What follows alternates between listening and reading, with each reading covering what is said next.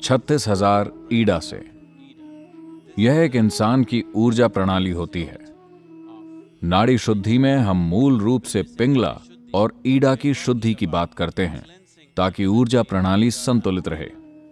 आपकी सांस और मानसिक संरचना के बीच एक संबंध होता है।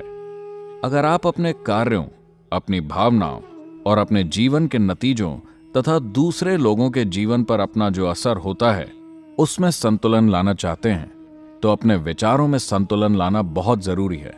इस बहुत ही जरूरी संतुलन को लाने में नाड़ी शुद्धि की एक अहम भूमिका है। नाड़ी शुद्धि कैसे करनी है, हम इसका प्रदर्शन देखेंगे। कृपया ध्यान दें। अपनी रीढ़ को सीधा रखते हुए पालथी लगाकर बैठ जाएं। आंखें बंद। अपना बायां हाथ अपनी गोद के बीच में आराम से रखें। हथेली ऊपर की तरफ होनी चाहिए। नाड़ी शुद्धि करने के लिए सिर्फ अपने दाएं हाथ का इस्तेमाल करें।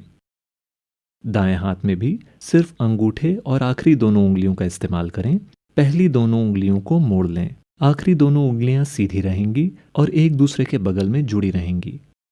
अब अपनी दाईं नासिका को अंगूठे से बंद करें और बाईं नासिका से सांस अंदर लें। सांस पूरी तरह से अंदर लेने के बाद उसी नासिका से सांस बाहर छोड़ दें।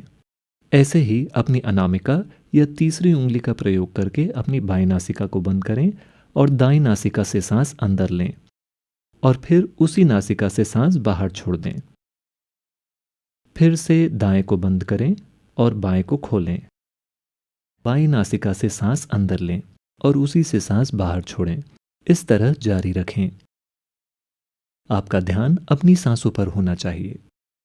तो जब आप यह प्राणायाम करते हैं तब सबसे महत्वपूर्ण यह है कि आप पूरी तरह से सांस अंदर लें और पूरी तरह से सांस बाहर छोड़ें। इसे जितना हो सके उतना धीरे धीरे और आराम से करें। सांस बाहर छोड़ते हुए या अंदर लेते हुए कोई आवाज न निकालें। तो यह प्राणायाम होने के लिए आपको सिर्फ एक मुख्य बात याद रखनी है, जिससे कि यह प्राणायाम अपने आप होता रहेगा। आपको हमेशा सांस बाहर छोड़ने के बाद नासिका बदलनी है। इसका मतलब है कि जिस भी नासिका से आप सांस अंदर लेते हैं उसी नासिका से आप सांस बाहर छोड़ते हैं। 3 से 4 मिनट के बाद आप बाईं नासिका से सांस छोड़ने के बाद रुक सकते हैं और अभ्यास खत्म कर सकते हैं।